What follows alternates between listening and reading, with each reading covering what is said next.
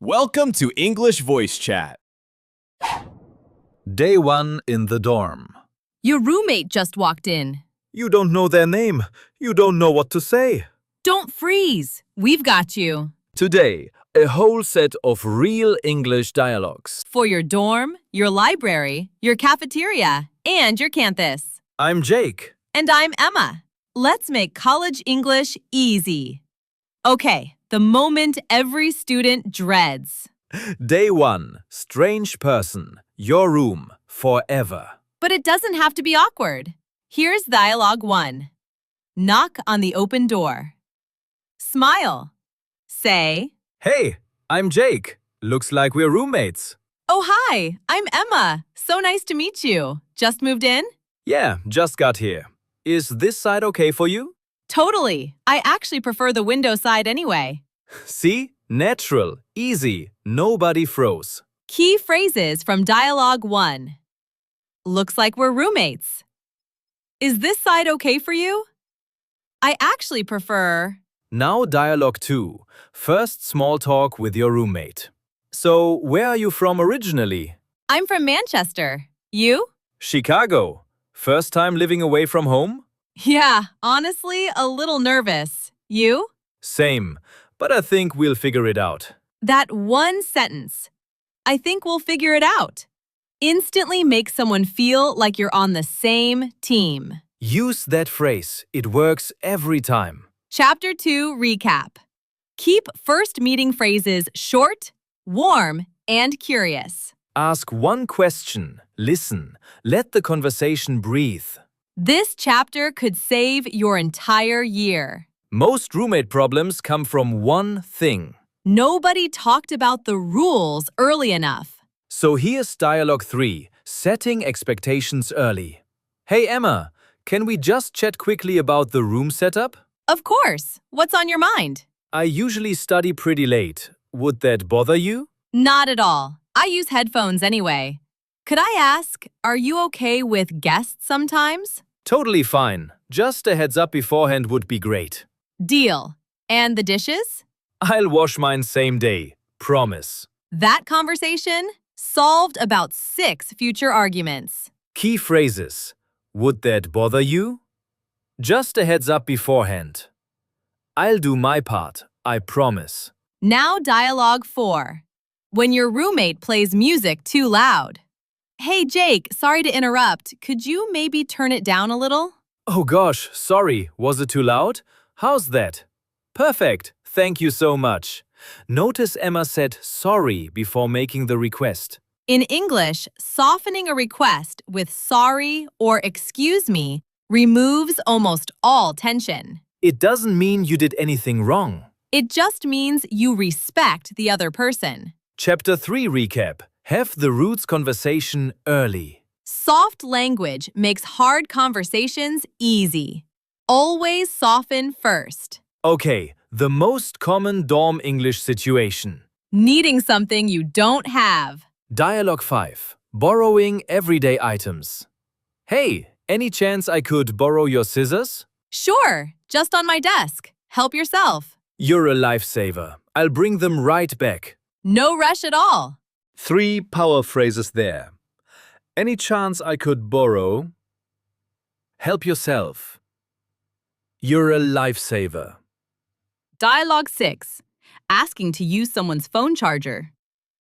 Jake, my phone is literally dying. 2%. Here, plug it in by the door. Oh, thank goodness. I owe you one. I owe you one. Remember that phrase. I owe you one means thank you, and I will return the favor someday. Very natural, very common, very useful. Dialogue 7. When you do not have what they need. Emma, do you have any painkillers by any chance? Oh, I'm so sorry. I don't. Have you tried the floor above? Good idea. Thanks anyway. Hope you feel better. Always end with something kind. Thanks anyway. Hope that helps.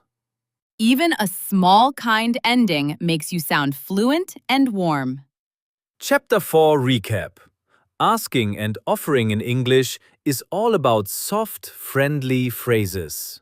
Learn any chance, help yourself, and I owe you one. Use them every day. This chapter is the important one. Because problems will happen, even with great roommates. The question is, can you handle it in English calmly? Dialogue 8. Roommate left the room messy. Hey, Jake, can I mention something without it being weird? Of course, what's up? I've just been finding the shared space a bit cluttered lately. Do you think we could maybe tidy up together? Oh, you're right. I'm sorry. I'd sort it tonight. Thank you. I really appreciate it. That was perfect conflict English. Key phrase.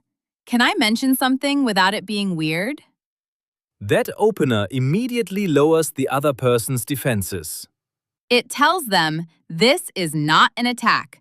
I just want to talk. Dialogue 9. Roommate keeps coming home very late. Hey, can we talk for a sec? I don't want to make a big deal of it. Sure. Is everything okay? I've just been struggling to sleep when the door goes late. Any chance you could text me if it's after midnight? Oh, of course. I didn't even think of that. I'm sorry. No need to apologize. Just good to chat about it. Notice Jake said, I don't want to make a big deal of it. That phrase signals, I am bringing this up to solve it, not to fight. Use that phrase whenever you raise a sensitive topic. Chapter 5 recap. Problems need calm openers and solution language. Never attack. Always invite a conversation. It works every time. New location, the library. Where everyone whispers and panics before exams. Dialogue 10. Asking for help finding a book. Excuse me, I'm looking for books on environmental science. Could you point me in the right direction? Of course, that section is on the second floor, aisle 7. Thank you so much. And do you know if there's a printing service here? Yes, ground floor near the entrance. You'll need your student card. Perfect. Brilliant. Thank you. Key library phrases. Could you point me in the right direction? Do you know if there is? You'll need your student card. Dialogue 11. Asking a stranger if a seat is taken. Hi, is anyone sitting here? No, go ahead.